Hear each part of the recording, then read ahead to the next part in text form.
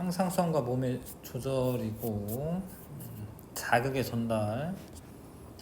앞에까지는 별로 안 어렵고 사실은 그냥 조금 외우고 풀면 되고 여기서부터는 어렵습니다. 문제도 어렵고요.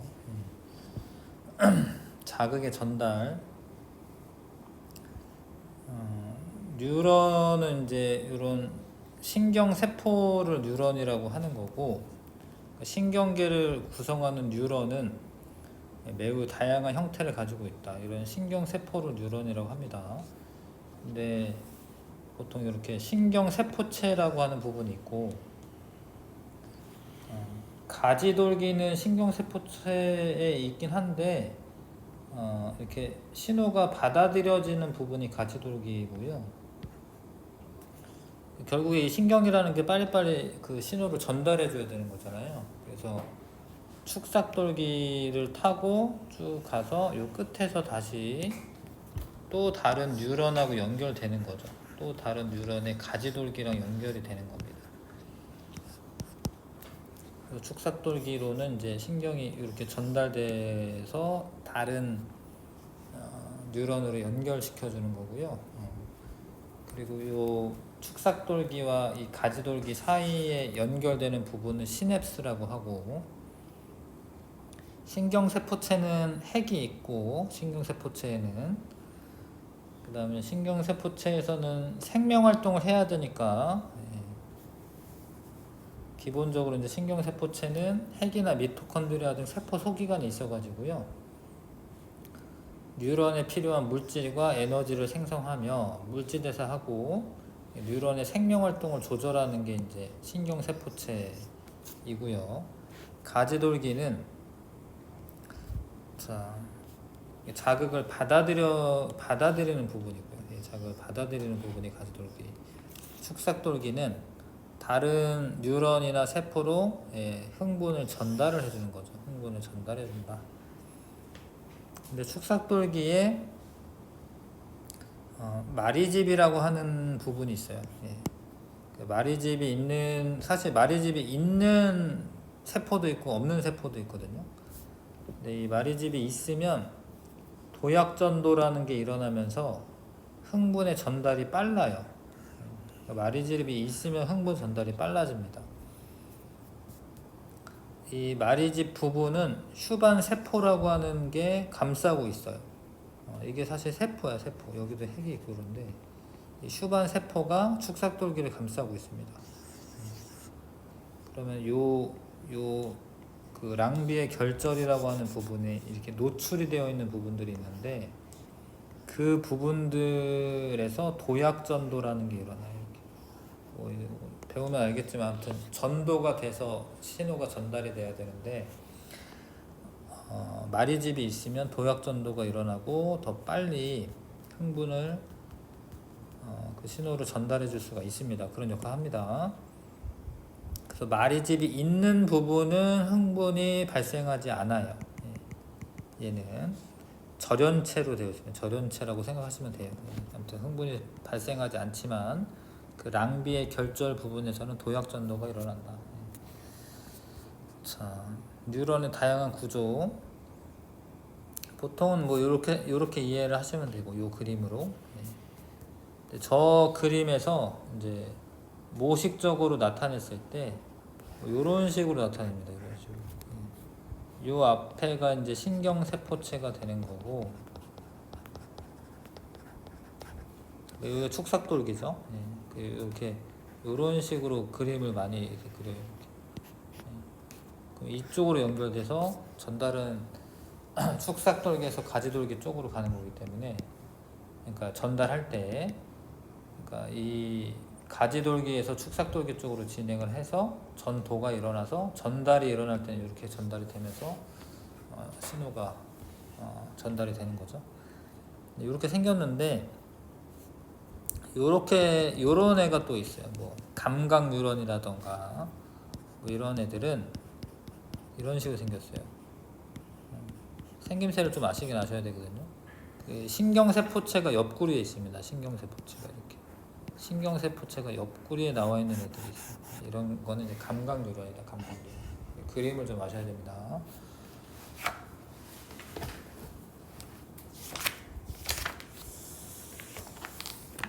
자, 뉴런을 구분하는 기준, 마리집의 유무나 기능이 등이 있다. 그러니까 마리집의 유무로도 구분할 수 있고 기능으로도 구분할 수가 있습니다. 마리집이 없으면 민마리집 뉴런이라고 하고 마리집이 있으면 마리집 뉴런이라고 하고. 자, 근데 이제 축삭돌기 전체에서 흥분이 발생한다. 그러니까 여기가 전달 하면서 가야 돼요. 근데 마리집 뉴런은 절연된 축삭돌기 부분, 그러니까 마리집에 의해서, 여긴 절연체라고 생각하시면 되고, 이렇게 도약전도가 일어난다. 도약전도가. 그래서 더 빠르다. 랑비의 결절에서만 흥분이 발생하고, 그러면은 요런 전도를 이제 도약전도라고 하고, 도약전도가 일어나면 더 빠릅니다. 전도 속도가 더 빠르다. 무엇은 신경계를 이루는 구조적 기능적 단위이다. 뭐 뉴런 말하는 거고요. 신경세포를 뉴런이라고 하는 거죠. 무엇은 뉴런에 필요한 물질과 에너지를 생성한다. 신경세포체에.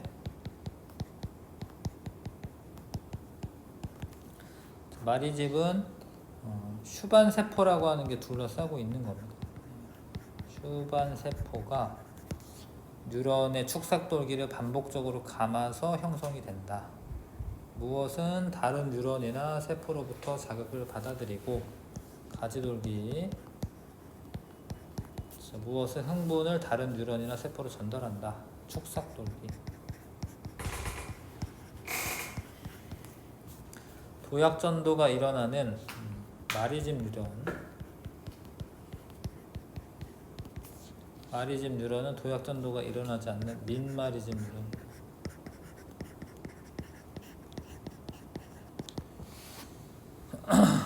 더 빠르다. 전도 속도가 더 빠르다.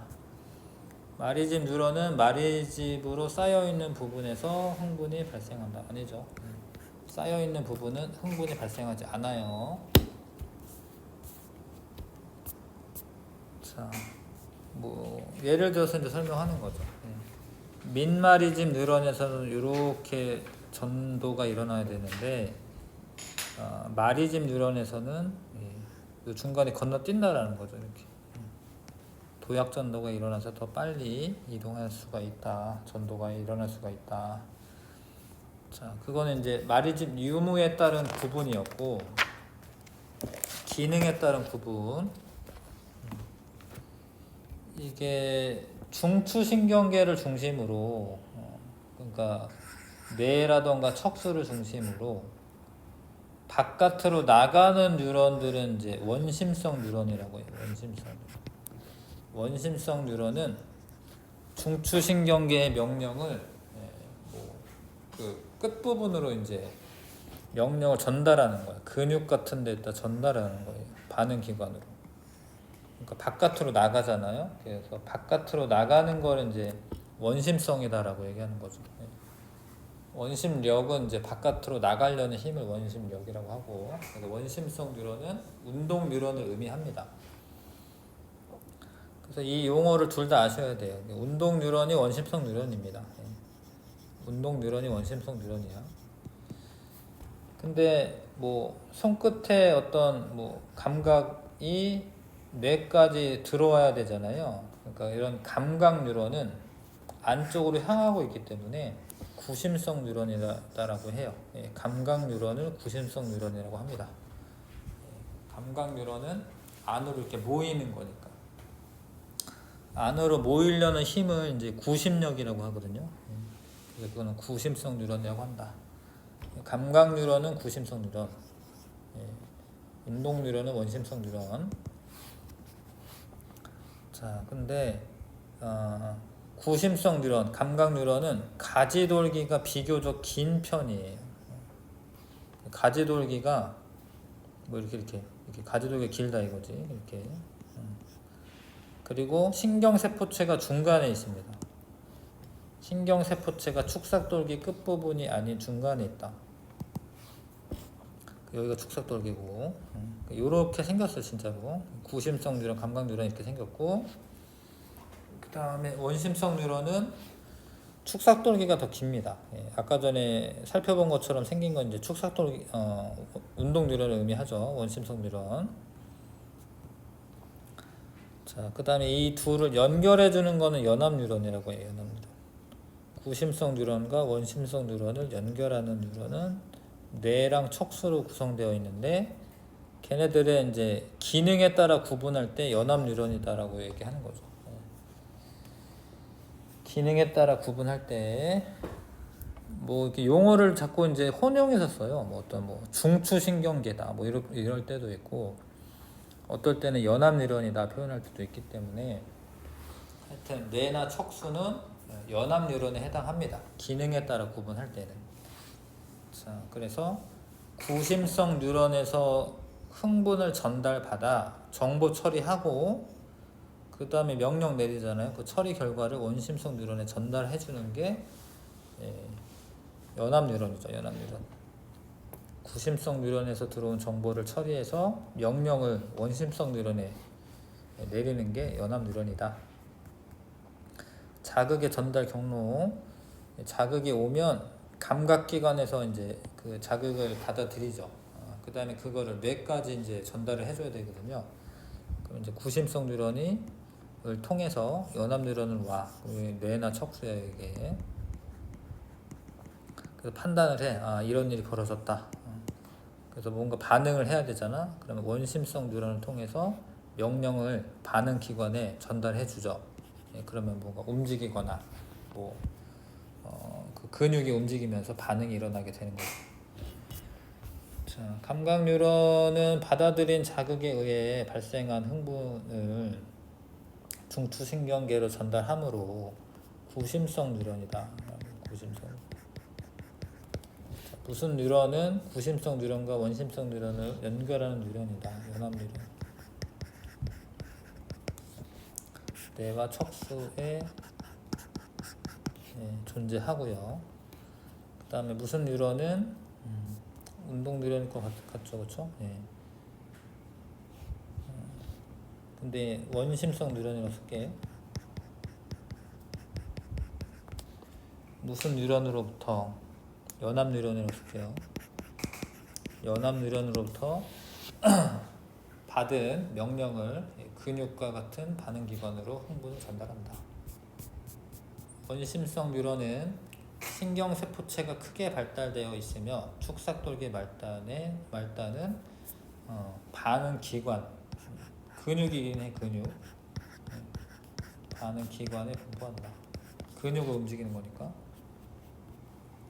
자극은 감각기관, 구심성 뉴런, 그다음 연합 뉴런, 원심성 뉴런.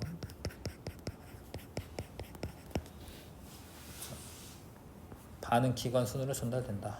구심성 뉴런은 신경세포체가, 구심성 뉴런이 이제 감각 뉴런이 되는 거죠.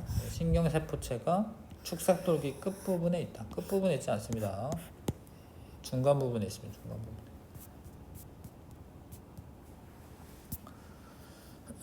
자, 그 다음에 축삭돌기의 굵기와 흥분의 이동 속도. 이게 뭐 도선하고 되게 비슷해요. 아무튼 실질적으로 신경이 전달되는 과정도 전기적 신호로 전달되거든요. 그래서 일단은 마리집이 있는 게 빨라요. 빠르긴 한데, 그러면 이제 민마리집 가운데에 굵기 차이에 따라서 흥분 이동 속도가 달라집니다. 그러니까 얘가 이렇게 얇은 거보다는 굵은 뉴런이 더 빨리빨리 전달돼요. 이게 뭐 통로가 넓으면은 더 그 물질들이 더 빨리 이동한다 뭐 이렇게 생각하셔도 되는데, 자, 아무튼 골격근에 연결된 운동 뉴런이 지금 뭐 굵기가 11에서 16 마이크로미터면 60ms 정도 되네요. 이 정도 이동 속도가 되는데 온도 감각 뉴런은 굵기가 얇네요. 얇아요. 얇아서 더 느리다. 더 얇네. 통증이 더 얇네. 더 느리다. 운동 뉴런이 훨씬 빠르네요. 그러네. 통증이 전달되는 속도가 더 느리네. 그러네요. 통증이 전달되는 속도보다 운동 뉴런에서 속도가 더 빠르네, 훨씬. 하여튼 이거는 이제 굵기에 따라서 다른 거고, 굵기가 굵으면 이동 속도가 빠르다. 많이 차이 나네.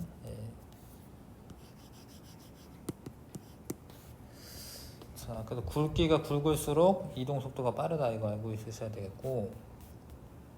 자, 이제 어려운 건데.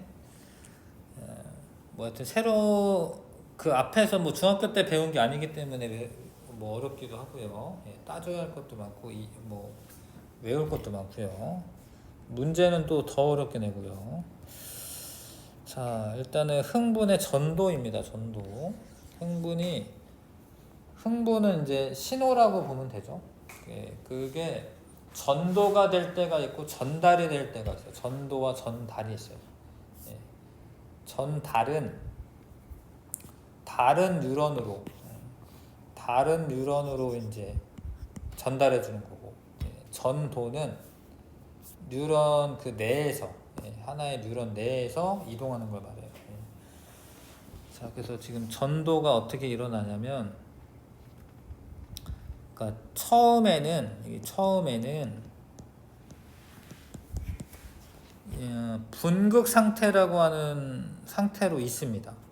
처음에 분극 상태로 있어요. 이 뉴런이 분극 상태로 있습니다. 좀 구조를 보면서 해야 되지 않나. 그림이 있네요. 그러니까 이 부분 뉴런의 이제 중간 정도 이렇게 축삭돌기 부분이 이렇게 나타낸 건데, 뉴런이 안쪽하고 바깥쪽에 있는데요. 지금 여기 안이라고 되어 있지. 여기 안이고 바뀌고. 뉴런의 안쪽에 칼륨 이온들이 많아요. 지금 보시면 이게 칼륨 이온이잖아. 뉴런의 안쪽에는 칼륨 이온이 많아요. 뉴런의 바깥쪽은 나트륨 이온이 많습니다. 지금 이게 나트륨 이온이잖아요. 그죠? 나트륨 이온이 많아요. 물론 칼륨 이온도 조금씩은 있는데, 그리고 안쪽에 뭐 어떤 단백질들이 있는데 마이너스성을 띠는 단백질들이 안쪽에 많아요. 뭐 그림상엔 없지만 마이너스성을 띠는 단백질이 많이 있습니다. 자, 일단 요 상태를 유지를 하고 있어요. 요 상태를 유지하고 있습니다. 자극을 받지 않아서 휴지 상태인, 뭐 또 쉬고 있는 상태인 뉴런은 세포막을 경계로 안쪽이 상대적으로 마이너스 전하를 띈다. 근데 이거는 다 양전하밖에 안 보이는데 왜 그러냐면 마이너스성을 띠는 단백질이 안에 있어요. 그래서 이 그림상에서는 다 플러스로 보이겠지만 안쪽에 마이너스성을 띱니다. 자, 그래서 요 옆에 그림에서는 안쪽에 이렇게 마이너스성을 띈다라고 표시한 거지. 바깥쪽에는 플러스성을 띄고 있습니다. 이렇게. 나트륨 이온들이 많아서. 그래서 여기랑 여기에 전압을 걸어보면 마이너스 70mV의 전압이 형성이 되어 있어요. 그러니까 전위차가 나는 거죠. 전위차는 이제 전기적 위치 에너지 차이인데 전압이라고 보셔도 되겠고. 그러니까 이게 평상시 이 상태로 되어 있어요. 평상시에 마이너스 70mV의 전위차가 발생되어 있는 그 전위를 휴지 전위라고 하거든요. 마이너스 70mV를. 그 뉴런의 휴지 전위가 마이너스 70mV가 되어 있고 안쪽이 마이너스 바깥쪽이 플러스 전하를 띠고 있어. 그리고 이온들도 이런 상태를 가지고 있는데 왜 이런 상태를 가지고 있냐면 이게 세포막이잖아. 세포막에 단백질 통로들이 있어요. 단백질이 박혀 있어요. 단백질들이. 근데 그 단백질 중에 나트륨, 칼륨 펌프 작용을 하는 단백질이 있어. 근데 나트륨, 칼륨 펌프는 나트륨을 자꾸 바깥으로 내보내. 예. 나트륨을 자꾸 바깥으로 내보내. 칼륨은 자꾸 안으로 보내. 예. 근데 이게 농도 차를 역행하는 거야. 그러니까 원래는 가만 냅두면 어떻게 돼야 되냐면 여기 칼륨이 많아. 예. 그럼 어떻게 해야 돼? 칼륨이 자꾸 빠져나가야 돼요. 왜냐면 고농도에서 저농도로 가야 되니까. 근데 지금 저농도에서 고농도로 자꾸 칼륨은 안으로 보내고 나트륨은 자꾸 내보내요. 이거는 에너지가 드는 거예요. 나트륨 칼륨 펌프가 작동을 하는 거는 이건 뭐 능동 수송이면서 에너지 소비가 일어나는 거예요. 왜냐하면 농도 차를 역행해 가지고 수송하는 거기 때문에. 그러니까 이거를 유지를 하려면 그냥 아무 운동 안 해도 이 근육이 이렇게 있으려면 에너지가 드는 거예요. 그러고 있어. 아, 근육은 아니구나 이게. 신경이구나. 자, 다시 저 상태를 분극 상태라고 합니다. 분극. 어찌됐건 플러스극 마이너스극이 나뉘어져 있잖아요. 그러니까 분극 상태라고 얘기하는 거고요. 자, 바깥쪽이 상대적으로 양전하를 띈다. 이러한 상태를 양극으로 이루어진 상태라고 하며 뭐 분극이라고 한다. 이때 형성된 막 전위를 전위차를 전기적 위치의 차를 휴지전이라고 한다. 그 휴지 전위가 마이너스 70mV가 됩니다. 자, 근데 왜 분극이 왜 되어 있냐? 세포막에 여러 종류의 막단백질이 존재하는데 그 애들 가운데 능동수송을 담당하는 능동수송은 이제 뭐 알아서 수송하는 것 같지만 어찌됐건 이제 농도차에 의한 수송을 하는 게 아니에요. 그러니까 반대로 능동적으로 수송하는 나트륨 칼륨 펌프가 있는데 나트륨의 확산을 담당하는 있고 그 다음에 나중에 이제 이 통로가 열리긴 하겠지만 나트륨 통로가 있고 칼륨 통로가 또 있어요. 나트륨 통로와 칼륨의 확산을 담당하는 칼륨 통로가 있다. 이게 뭐 크게 이제 세 종류의 단백질이 박혀 있다라고 보시면 되겠고, 나트륨 칼륨 펌프는 ATP를 분해하여 얻은 에너지를 이용을 해요. 그래서 나트륨은 밖으로, 나트륨이 밖이야. 칼륨은 안으로 들여온다.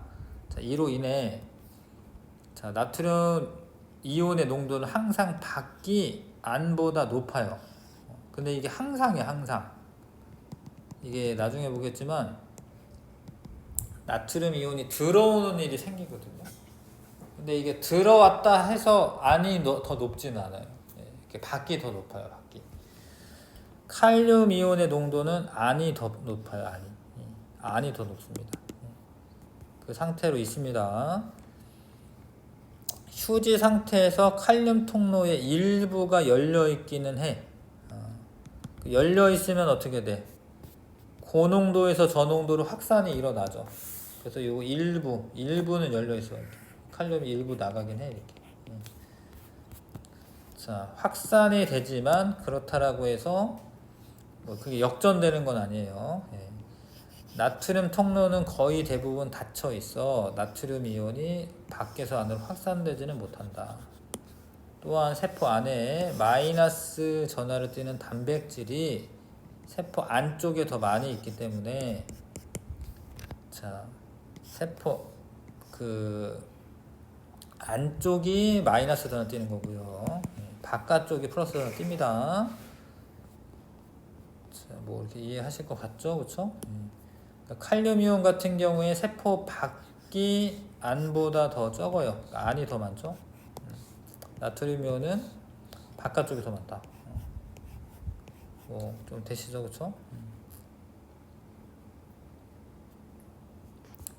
이 상태다. 이 상태로 있다라는 걸 아셔야 되겠고, 자, 뉴런의 축삭돌기에서 흥분 전도 속도에 영향을 미치는 요인은 마리집의 유무, 마리집이 있냐 없냐와 축삭돌기의 그 굵기, 굵을수록 더 빠르다. 축삭돌기의 굵기는 뉴런의 종류마다 다르며 축삭돌기가 굵을수록 흥분 전도 속도가 빠르다. 자, 뉴런의 세포막에 있는 막단백질은 나트륨과 칼륨의 능동수송이 일어나는 나트륨 칼륨 이온 펌프입니다. 나트륨 이온 칼륨 이온 펌프. 그 다음에 이게 확산이 일어나는 건 이제 통로라고 해서 통로, 그냥 나트륨 이온 통로, 칼륨 이온 통로.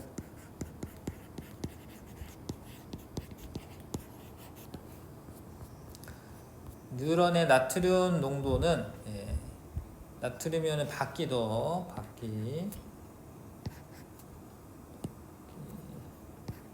안 써지.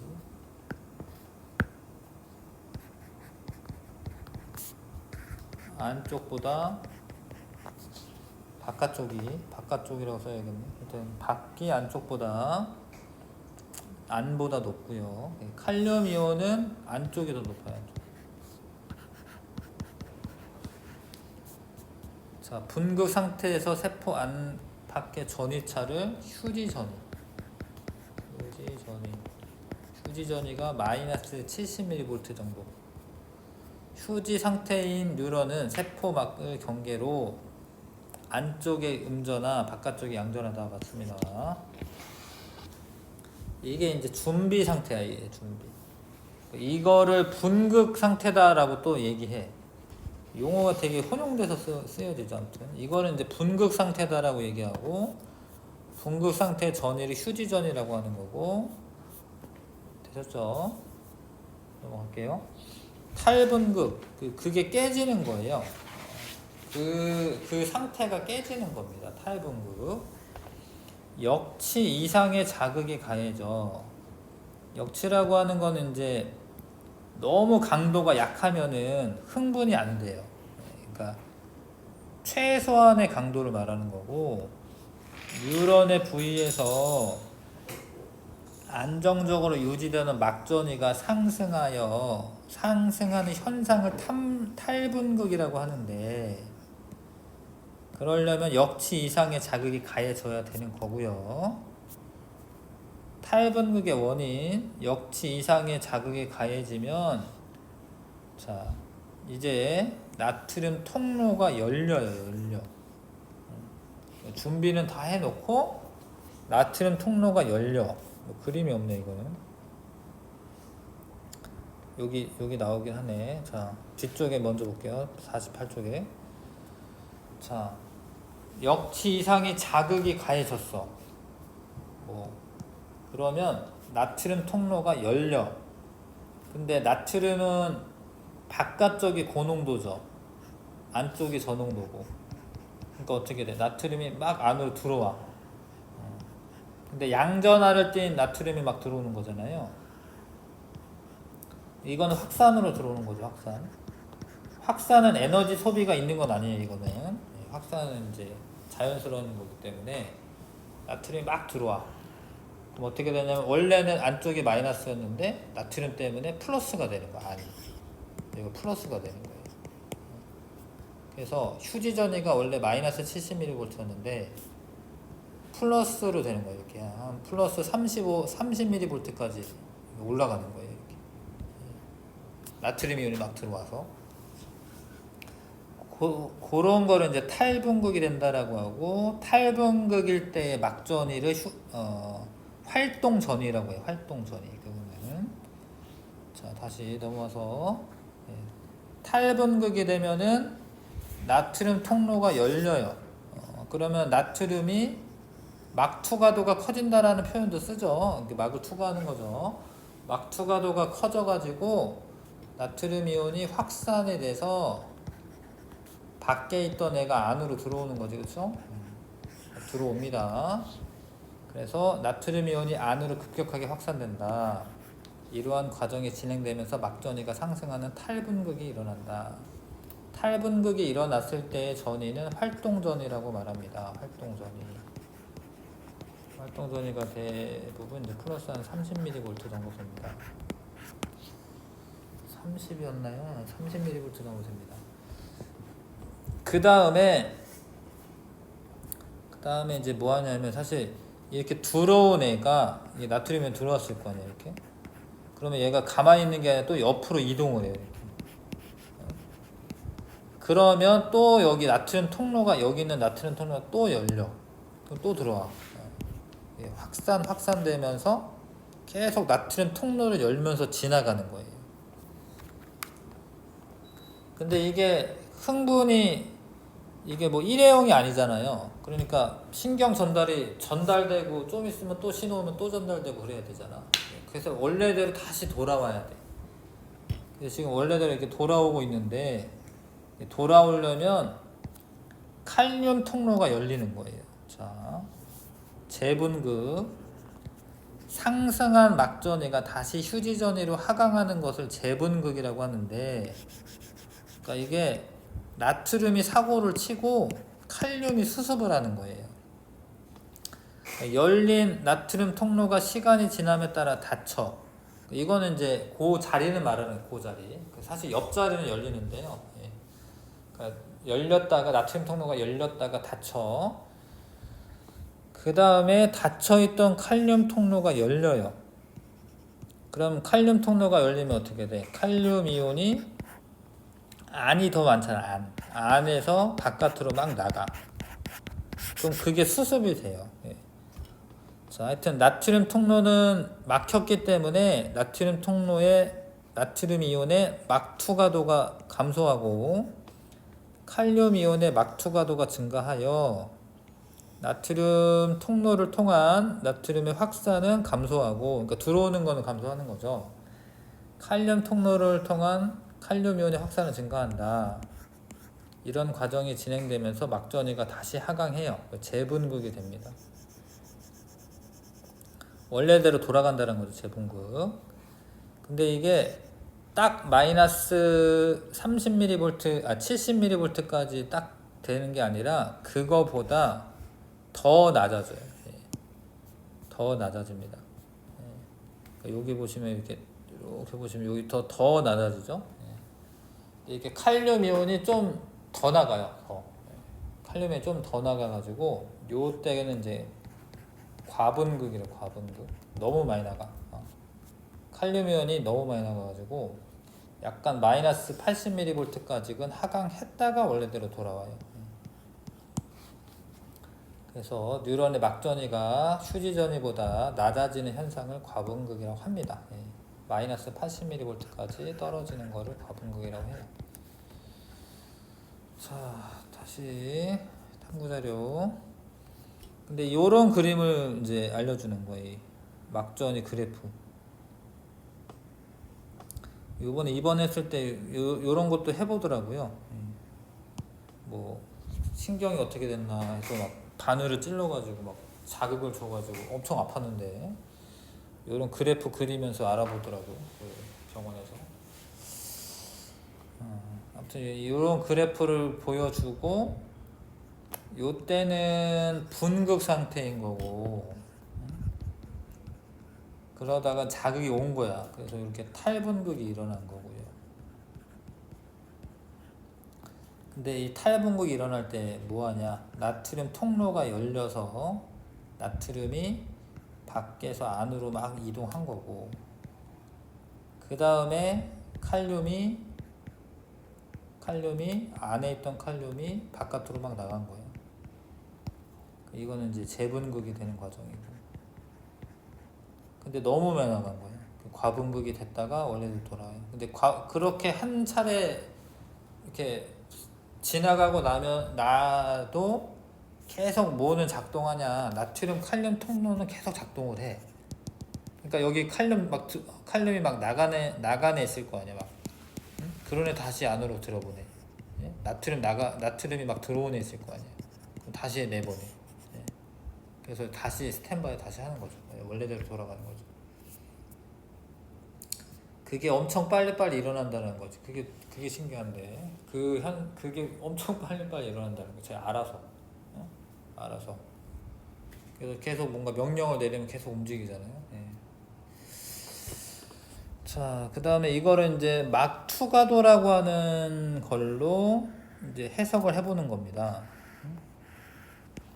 그러니까 자극이 왔을 때 나트륨의 막 투가도가 증가했다가 재분극이 일어날 때는 칼륨의 막 투가도가, 칼륨 이온의 막 투가도가 증가하는 거죠.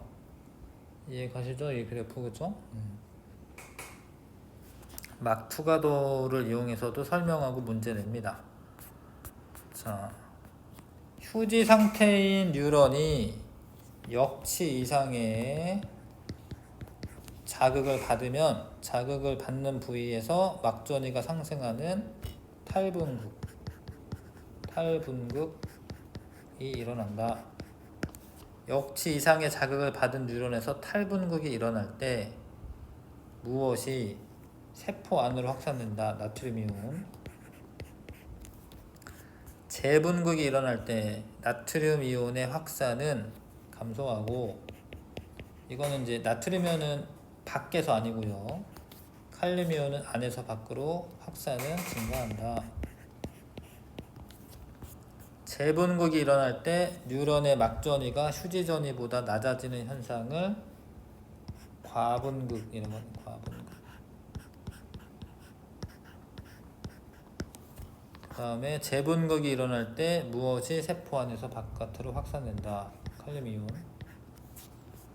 뉴런이 역치 이상의 자극을 받으면 자극을 받는 부위에 나트륨 이온의 통로가 열리는 탈분극이 일어난다. 그렇죠.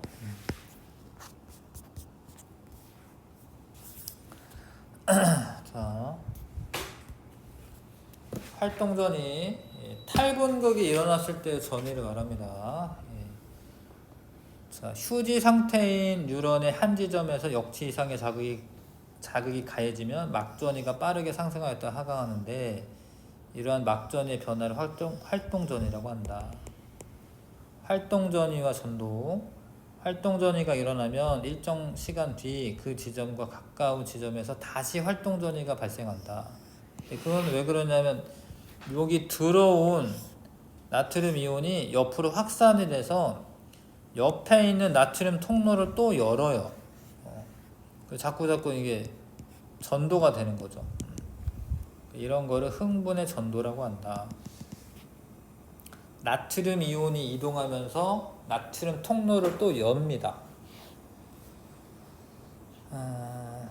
설명은 밑에 있네요. 흥분의 전도 과정.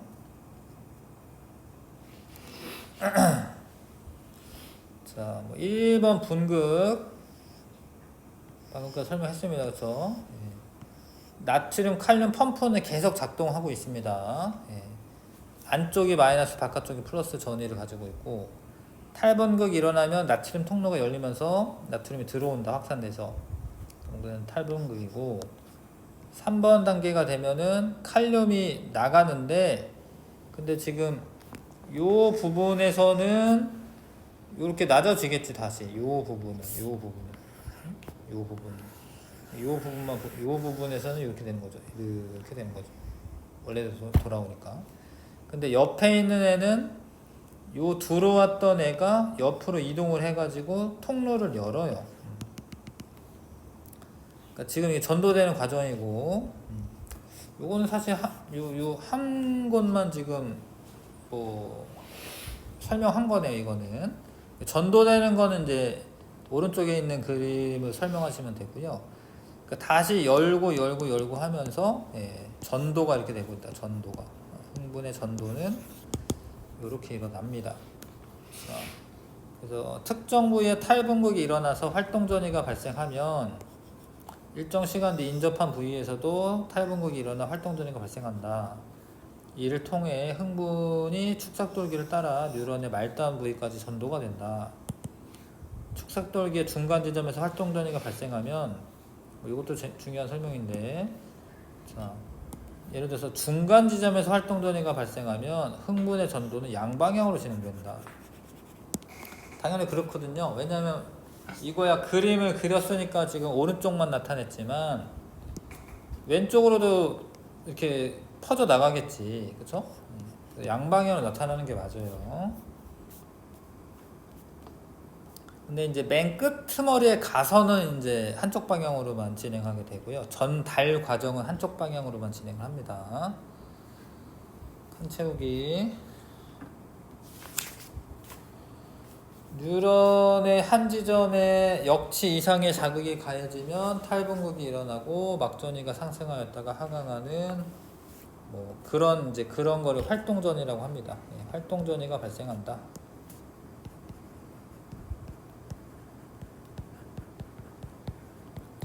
축삭돌기 중간 지점에서 활동전이가 발생하며 흥분의 전도는 양방향으로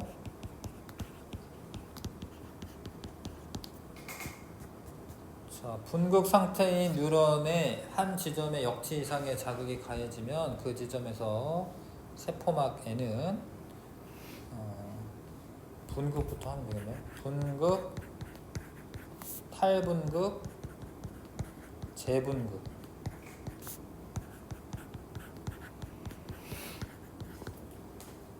순으로 막전의 변화가 일어난다. 재분극이 일어날 때 일어난 부위는 무엇의 작용으로 분극 상태가 다시 되는 건데 나트륨 이온, 칼륨 이온, 칼륨 펌프, 나트륨 칼륨 펌프.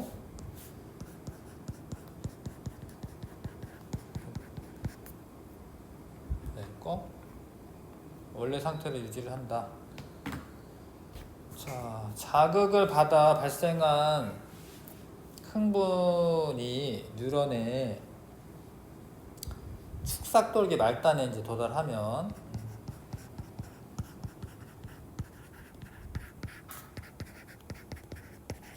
다른 뉴런, 다른 가지돌기로 이제 전달이 흥분이 이동하는 것을 전달해. 이건 전달. 네, 전달과 전도가 다릅니다. 전달이라고 한다. 활동전이가 발생한 부위와 인접한 부위에서 연쇄적으로 활동전이가 발생하여 흥분이 뉴런 내에서 이동하는 현상을 흥분의 전도라고 한다. 이거는 전도죠. 뉴런 내에서 이동이니까. 자, 전달은 이제 어떻게 일어나냐.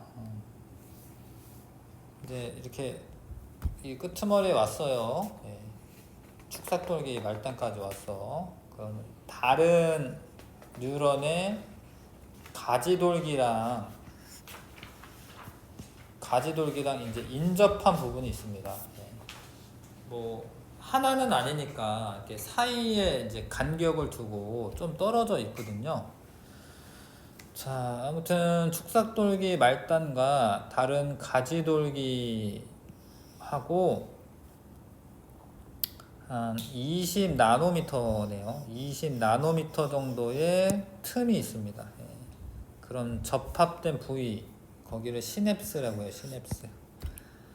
시냅스라고 하고요. 하나의 뉴런이 다수의 뉴런과 시냅스를 형성하기도 한다. 그러니까 이제 딱 하나만 있는 게 아니라 뭐 특히 뇌세포 같은 경우에 다른 애들이랑 이렇게 여러 가지 시냅스가 구성이 되어 있는 거죠. 이렇게. 자, 시냅스를 기준으로 흥분을 전달하는 뉴런은 시냅스 이전 뉴런. 근데 그건 이제 축삭돌기 쪽인 거죠. 시냅스 이전 뉴런은 축삭돌기 쪽 말하는 거고, 그걸 전달을 받는 뉴런은 이제 가지돌기 쪽이죠. 그거는 시냅스 이후 뉴런이라고 합니다. 시냅스 이후 뉴런이라고 합니다. 가지돌기 쪽에 있는. 자, 그래서 끄트머리까지 왔어요. 축삭돌기. 그런데 축삭돌기 말단에 시냅스 소포라고 하는 뭐 작은 그 주머니 같은 거죠. 예. 소포 안에 신경 전달 물질이 있어요. 신경 전달 물질이. 보통은 이제 아세틸콜린이 많은데 아세틸콜린이라고 하는 신경 전달 물질이 있습니다. 뭐 그거 말고도 뭐 여러 가지 있죠. 뭐 도파민도 있고 뭐 뭐 아드레날린 뭐 이런 신경 전달 물질도 있고요. 뭐 노르에피네프린 뭐 이런 것도 있고요. 아무튼 그 신경 전달 물질이 요게 터져 신호가 오면. 그래서 요게 가지돌기에 신경 전달 물질이 달라붙어요. 그러면 나트륨 통로가 변형이 되면서 열려요. 근데 이게 계속 일어난다는 거죠. 근데 여기에서 얘는 다시 또 흡수가 또 돼, 사실. 그래서 요게 내가 신호를 보낼 때마다 이거를 계속 이게 일어난다는 거죠. 그래서 전달이 된다. 시냅스 이전 뉴런의 흥분이 축삭돌기 말단까지 전도가 되면 시냅스 소포가 세포막과 융합하면서 시냅스 소포에 있던 신경 전달 물질이 시냅스 틈으로 분비가 되고 가지돌기에 와서 그 뉴런의 그 이동 통로가 열리면 다시 탈분국이 다시 진행이 됩니다. 다시 나트륨이 다시 들어오는 거죠. 자, 그래서 전달 방향은 축삭돌기에서 가지돌기 쪽으로만 일어나는 거예요. 왜냐하면 축삭돌기 말단에만 시냅스 소포가 있습니다. 그러니까 가지돌기에서 축삭돌기로 가지를 못해요. 그래서 축삭돌기에서 가지돌기 쪽으로만 신경의 이제 흥분의 전달이 일어난다. 자,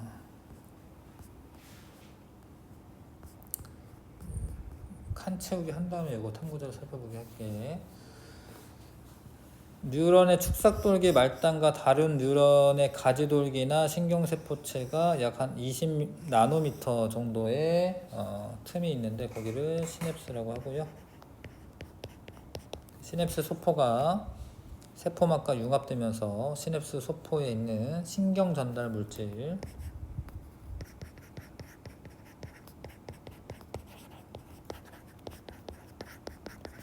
그게 시냅스 무엇으로 분비된다? 시냅스 틈이라고 하면 되겠네. 시냅스 틈으로 분비된다. 시냅스 틈으로 분비된 신경 전달 물질은 뭐뭐 돼요. 확산된다고 쓰면 되겠네. 확산되어 시냅스 이후 뉴런의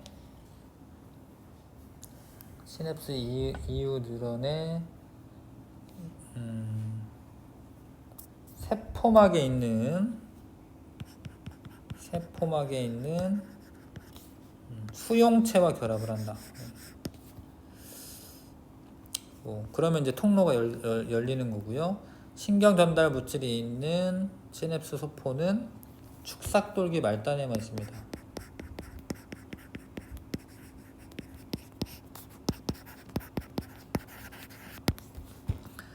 흥분은 항상 시냅스 이전의 뉴런의 축삭돌기에서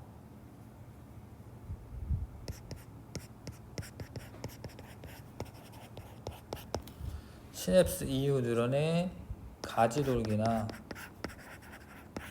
아니면 신경세포체로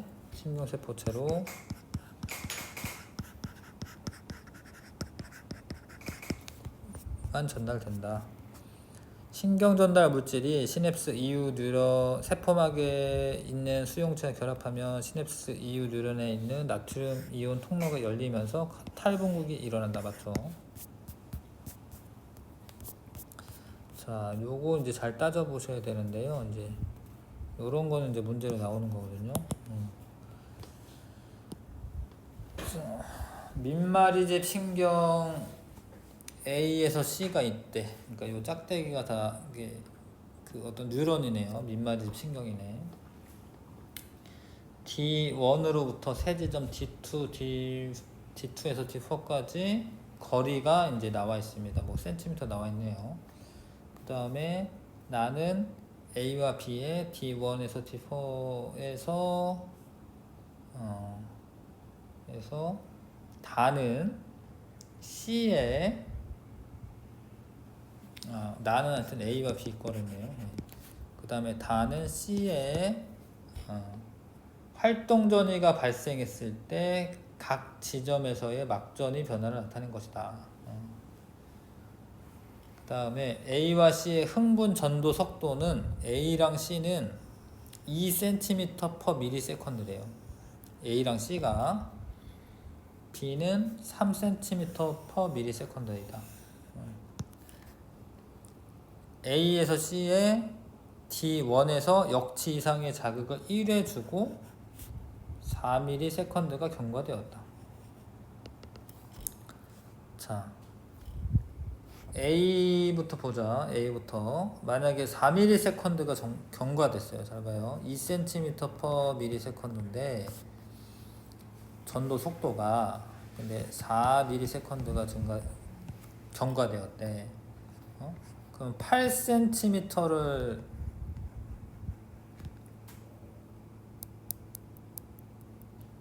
간 거죠. 그렇죠? 8cm를 간 거예요. A에서 8cm를 간 겁니다. C도 그렇고 그 다음에 D는 A랑 C는 그렇고요. B는 12cm 간 거네요. 12cm.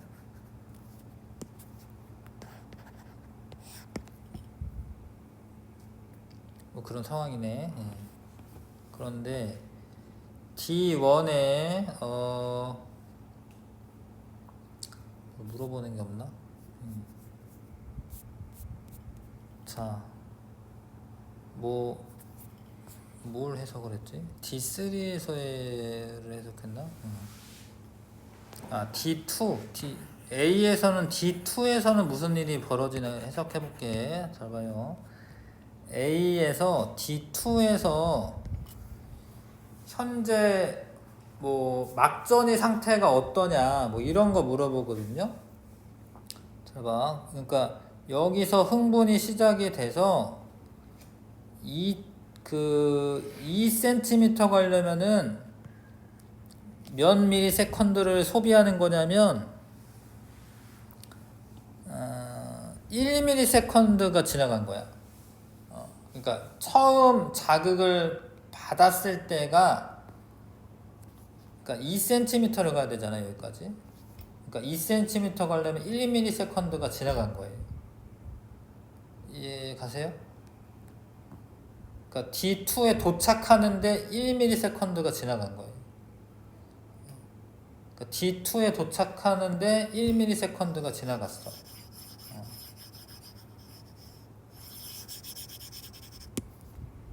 근데 여기서부터 이제 시작인데 잘 봐. 이제 4ms 경과한 후이기 때문에 1ms는 썼고 여기까지 오는데 거기에서 3ms가 지나면은 이 상태다 이거야 지금 D2는. D2는 지금 뭐 만약에 막전이가 얼마냐 물어보면 마이너스 80mV입니다 이렇게 대답하면 되는 거예요. 그 다음에 여기서 물어본 걸 보겠습니다. 요거 B에서의 D4에서의 어떤 상태냐 이렇게 물어볼 수가 있거든요. B에서의 D4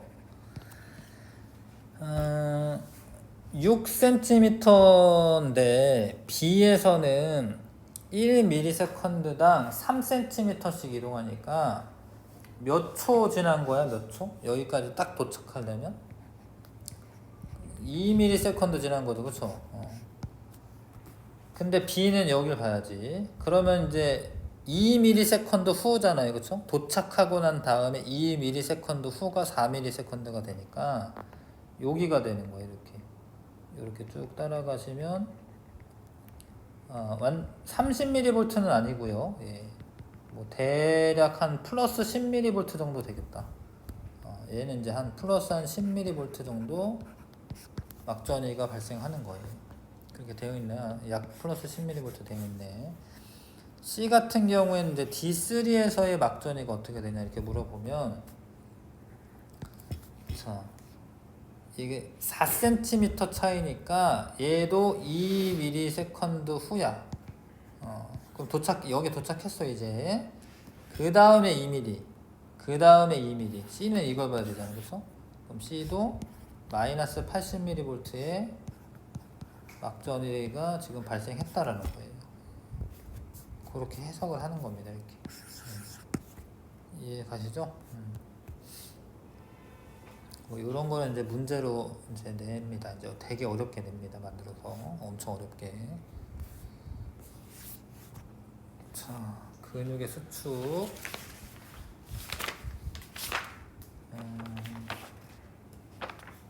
근육 수축도 원래 어려운데. 자, 잠깐 켜도 되죠, 에어컨? 나와 근육의 수축. 일단 골격근. 뭐 근육은 골격근도 있고 내장근도 있고 그런데 심장근도 있고 이런데 골격근은 가로무늬가 있어요. 근육을 잘 보면 이렇게 가로 무늬가 있어요. 이렇게 줄무늬가. 그래서 골격근은 이제 가로무늬근이라고도 하고, 내장근은 민무늬근이에요. 가로무늬가 없어요. 골격근은 수축을 되게 많이 해요. 힘차게 많이 합니다. 근데 지속하는 시간은 짧고, 내장근은 그러지는 않아요. 뭐 골격근처럼 움직이진 않지만 근데 지속성이 더 커요. 내장근은. 뭐 그런 차이가 있긴 하다. 심장근은 가로무늬 근이긴 해. 근데 이제 사람에 의해서 움직이지 않는 불수의근이고, 골격근은 이제 뭐 수의근이죠. 사람 의지대로 움직이는 거죠. 자, 아무튼 골격근은 운동 뉴런의 명령을 받아 수축을 하는데, 골격근은 힘줄에 의해 서로 다른 뼈에 붙어 있다. 요거는 힘줄이라고 하고, 요거 힘줄. 요 힘줄에 의해서 뼈랑 뼈를 이렇게 연결해 주는 거는 인대라고 하고요. 요거는 힘줄이라고 하고, 요거는 뼈랑 뼈 연결해 주는 거는 인대라고 하고, 뼈 사이에 있는 그 뭐지? 물렁뼈 뭐라 그러지? 연골이 있고, 여기 그 인대가 있고. 내가 이걸 끊어지다 보니까, 수술을 받다 보니까 잘 알겠던데, 하여튼 인대가 선생님 끊어졌잖아요. 인대가 끊어지면 이게 좀 뼈가 관절이 좀 덜렁거려요. 실제로 이렇게 꽉 잡아주질 않고 덜렁거려 가지고 헛디더. 그래서 끊어진 상태에서 이제 운동하다 보니까 연골까지 파열된 거예요. 그래서 연골이랑 인대랑 힘줄의 구분을 잘 하겠더라고. 그전에는 힘줄이 연골인가 뭐 이런 생각했는데, 끊어져 보니까 이거는 힘줄, 이거는 인대, 연골, 이게 다른 거더라고요. 어찌됐건 이게 이두근이 알통이라고 하자. 알통. 삼두근이 이거야. 근데 이것도 아셔야 됩니다. 이게 삼두근이고 이게 이두근이에요. 구부리려면 이두근이 수축을 해야지 구부려지는 거예요. 근데 삼두근은 그때는 펴집니다. 펴려면 삼두근이 얘를 잡아당겨야 되기 때문에 삼두근이 수축을 하는 거예요. 이두근은 펴지고. 그것도 상식적으로 알고 있어야지 문제를 풉니다. 자, 골격근은 힘줄에 의해 서로 다른 뼈에 붙어 있고, 두 뼈는 관절과 인대에 의해 서로 연결되어 있다. 인대가 있어요. 서로 이렇게 인대가 있다. 한 쌍의 근육은 관절을 각각 반대 방향으로 움직이는데, 예를 들면 팔을 굽힐 때는 이두근이 수축하고, 그러니까 이렇게 이두근이 수축을 하고, 팔을 펼 때는 삼두근이 수축한다. 그건 이제 상식적으로 알고 있으셔야 되고, 골격근의 구조. 골격근은 여러 개의 근육 섬유 다발로 구성되어 있다. 근데 이 근육 섬유라고 표현했는데 이 근육 섬유가 근육 세포를 의미합니다. 근육 세포. 자, 근육 섬유 다발은 여러 개의 근육 섬유로 이루어져 있다. 근육 섬유가 근육 세포예요. 섬유라고 표현하니까 세포가 아닌 것 같은데 이게 근육 세포를 의미합니다. 자, 근육 세포에는 여러 개의 핵이 존재한다. 이게 다핵세포예요. 다핵세포. 근육이 좀 더 효과적으로 되기 위해서 이렇게 뭔가 진화가 일어났나 봐. 이게 다핵세포고,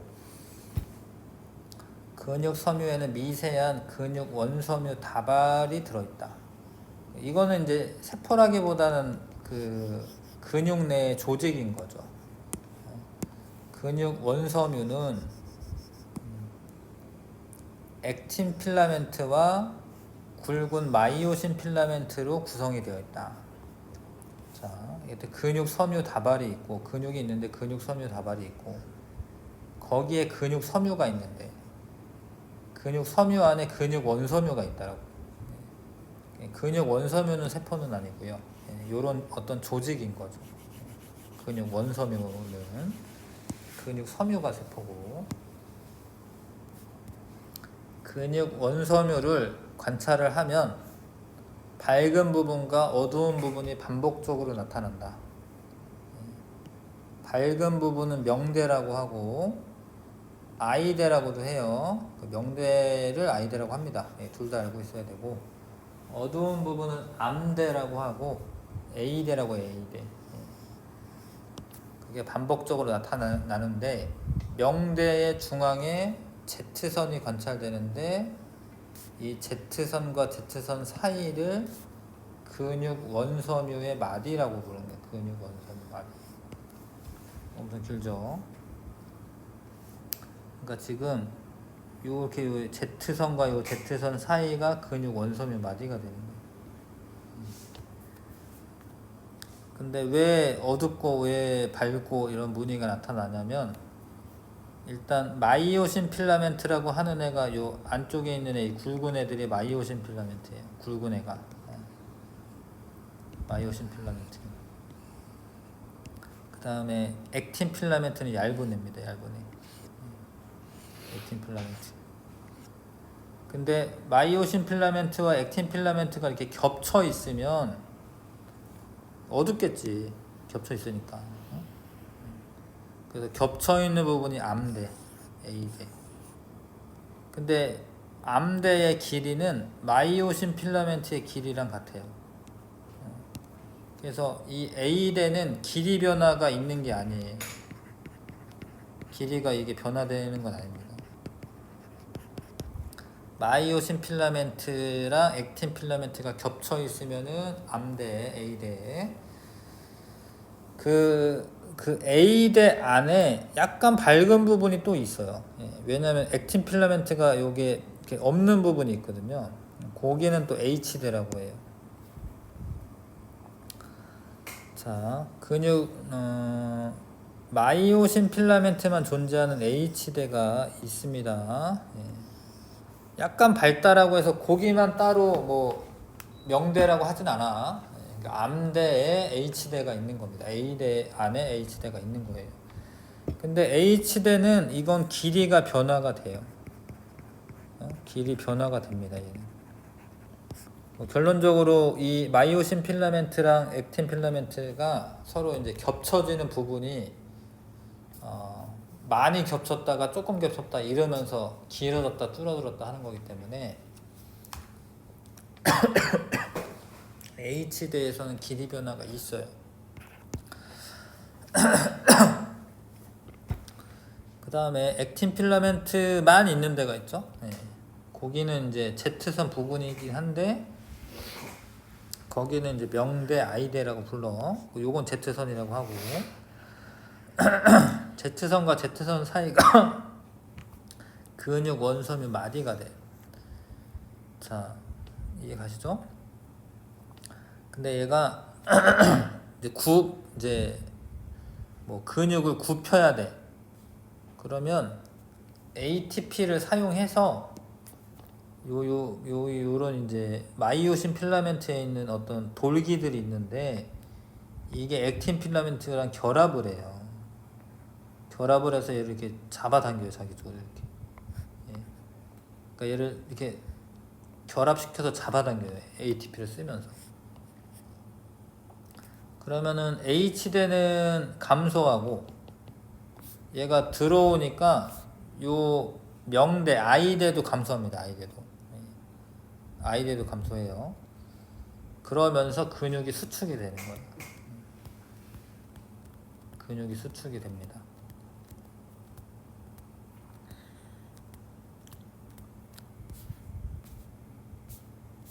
자, 근육 골격근 수축의 원리 활주설 안으로 이제 들어가는 거죠. 이렇게 액틴 필라멘트가 마이오신 필라멘트 사이로 미끄러져 들어가 근육 원섬유 마디가 짧아지면 근육의 길이가 짧아지면서 근수축이 일어난다. 근수축이 일어나는 과정에서 H대의 길이 액틴 필라멘트와 마이오신 필라멘트가 겹쳐지는 부분의 길이, 겹쳐지는 부분, 여기 겹쳐지는 부분, 이런 거는 변화가 일어나요. I대도. 그런데 일단 암대는 변하지가 않고요. 왜냐면 마이오신 필라멘트 길이가 A대니까. 이거는 변하지가 않고 액틴 필라멘트 자체도 변화되는 건 아니에요. 예. 자, 무엇은 여러 개의 근육 섬유 다발로 구성되며 하나의 근육 섬유에 뭔 다발이 있다. 예. 일단 골격근은 근육 섬유 다발로 되며 근육 섬유에는 근육 원섬유 다발, 근육 원섬유 다발이 있다. 자, 무엇은 골격근을 구성하는 근육 세포로, 근육 섬유를 말하는 거네. 근육 세포, 근육 섬유는 여러 개의 핵이 있습니다. 명대의 중앙에 Z선이 관찰되고 Z선과 Z선 사이를 근육 원섬유 마디, 근육 원섬유 마디라고 합니다. 근육 원섬유 마디에서 A대는 마이오신 필라멘트, I대는 액틴 필라멘트만 존재하는 부분.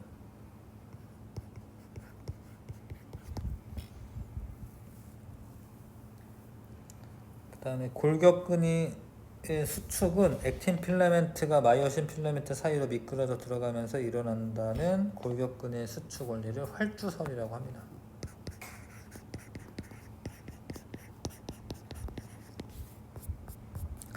근육 원섬유에 가는 마이오신 필라멘트 틀렸죠? 마이오신 필라멘트가 굵고 액틴 필라멘트가 얇다. 자, 넘어가서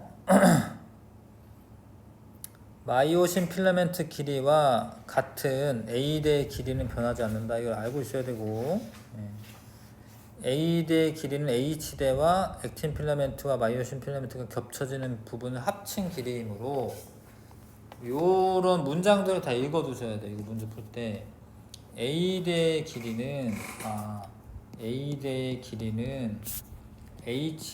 길이와 액틴 필라멘트와 마이오신 필라멘트가 겹쳐지는 부분, 이거를 이제 약자로 이렇게 액마겹이라고 쓰시면 되거든요.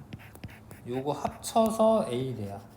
이거를 방정식을 만들어서 막 풀게 돼 있어요, 문제가.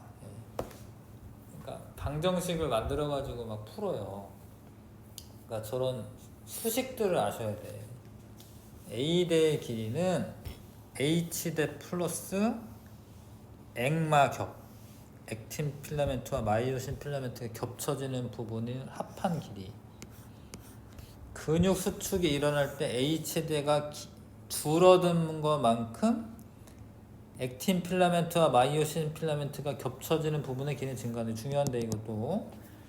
근데 A대 길이는 이거는 뭐라고 어쩐다고? 변하지 않는다. 변하지 않습니다. 그럼 얘가 많아져. 그럼 얘 줄어들어야 돼. 이거를 이용해 가지고 식을 세우기 때문에 H대가 많아져. 겹치지 않는 부분이 적어지는 거잖아요, 그렇죠? H대가 짧아져. 그러면 이 겹쳐지는 부분이 많아졌다는 소리거든요.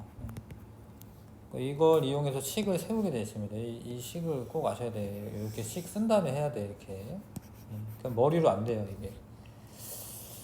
근 수축이 강하게 일어나면 H대가 사라지기도 한다. 이거 꼭 이 식 알고 있어야 되고. 근 수축의 에너지원, 근육 원섬유가 수축하는 과정에서 필요한 에너지는 ATP로부터 공급을 받습니다.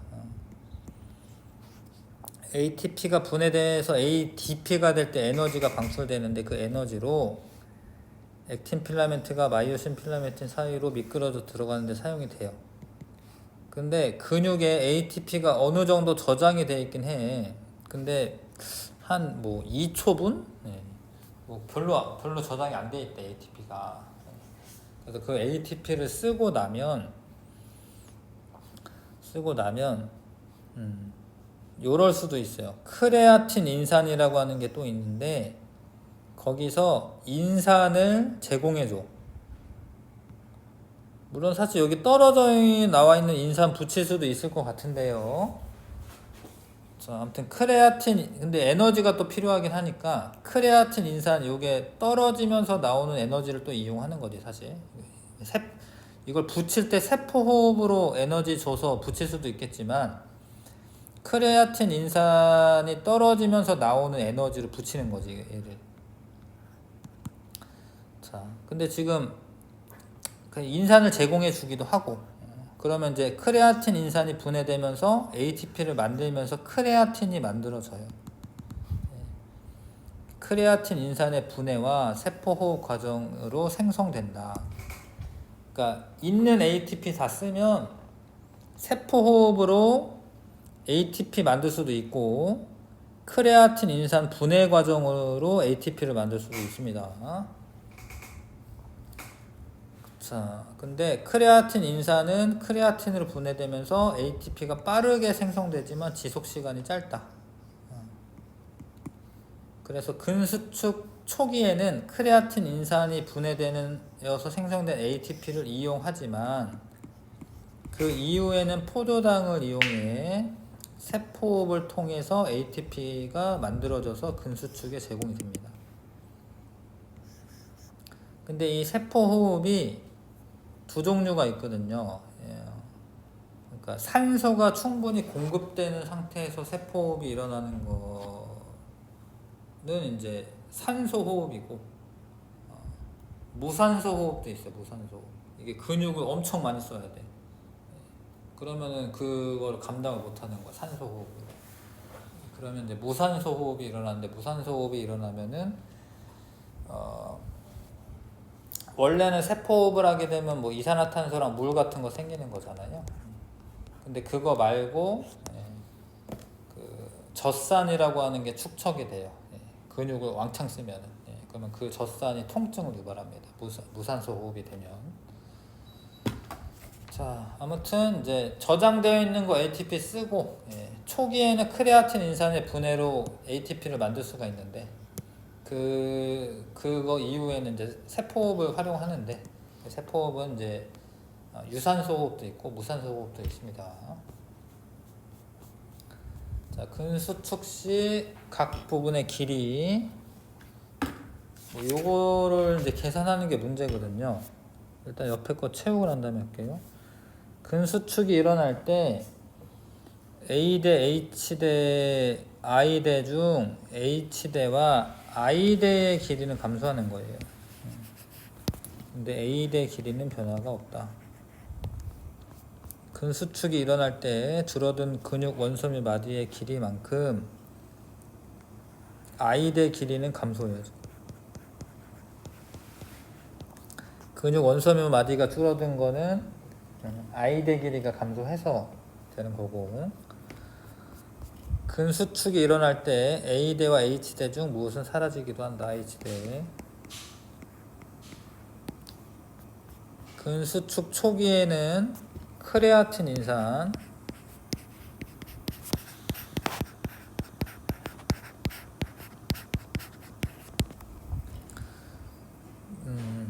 요때 생성된 크레아틴은 이제 나중에 뭐 배설기관으로 통해 가지고 나가기도 해요. 얘는. 자, 아무튼 크레아틴 인산의 분해로 ATP를 이용하지만 만든 ATP를 이용하지만 그 이후에는 세포 호흡,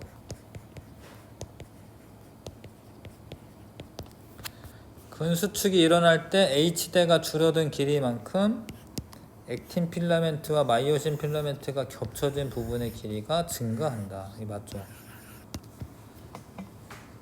자, 이게 또 문제로 나옵니다. 얘가 어려운 문제로. 근수축 시 각 부분의 길이. 표는 뭐 이건 이제 많이 풀어가지고 이제 연습을 많이 해주셔야지 이제 수능 볼 때도 시간 안에 풀 수가 있거든요. 자, A와 B의 일대, A와 B 일대 근육 원섬유 마디의 길이를 나타낸 것이다. 그러니까 물론 이제 B가 수축식이겠죠, 그렇죠? 수축이고 얘가 이완이지.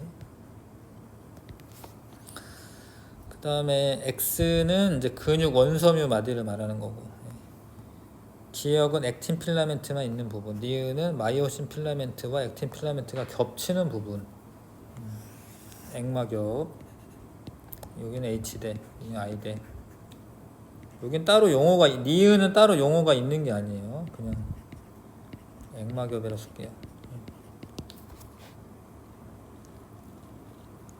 기역과 니은의 합이 1 마이크로미터이다. 자, 그러면 액틴 필라멘트만 있는 게 지금 1 마이크로미터다 이거죠? 그러니까 반이, 액틴 필라멘트의 반이 1 마이크로미터다 이 소리고요. 마이오신 필라멘트의 길이는 1.6 마이크로미터다. 그러면 이제 A대가 1.6 마이크로미터가 되는 거죠.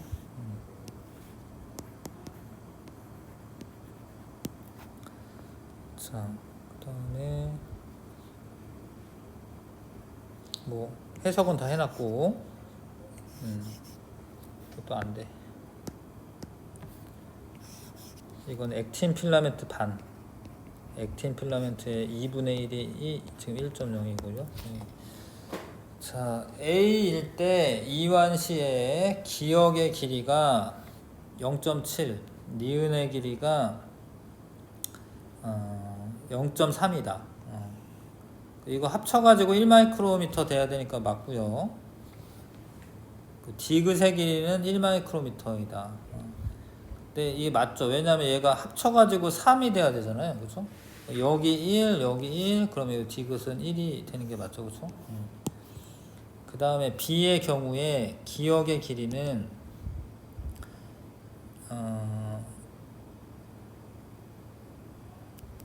0.3이고 위에 뭐 문제상이 있었던 건가요? 아무튼 여기에서 수축이 지금 0.8만큼 줄어든 거죠? 그렇죠? 0.8만큼 줄어든 거는 니은이 읽어보야겠네. 기역의 길이는 0.3 마이크로미터이다. 여기가 0.3 마이크로미터. 0.8이 줄어들었으면 0.4씩 줄어들어야 돼.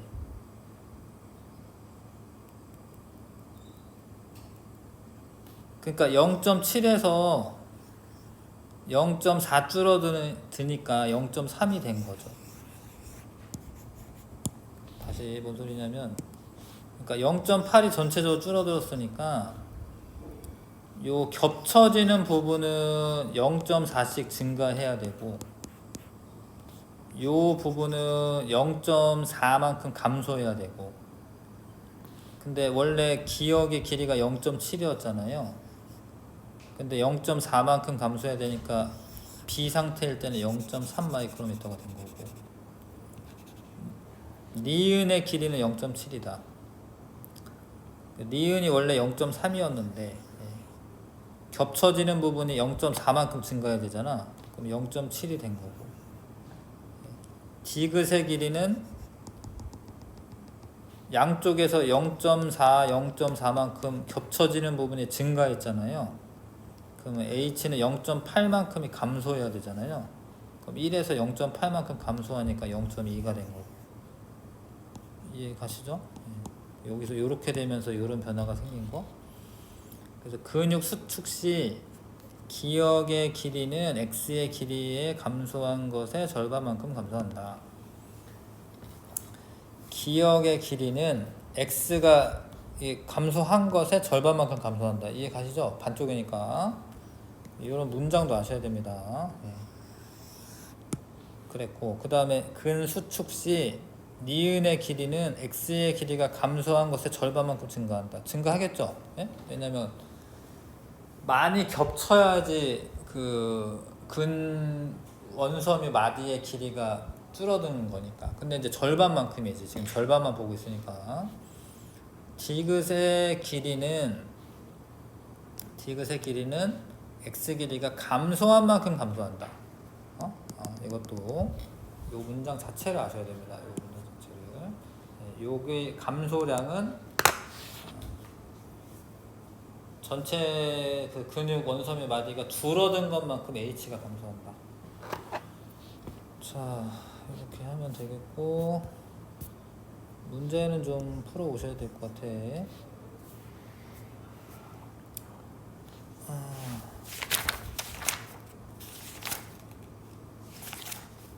뒤에 문제는 쉽지가 않은데, 일단은 2점 테스트는 그래도 좀 풀어봅시다.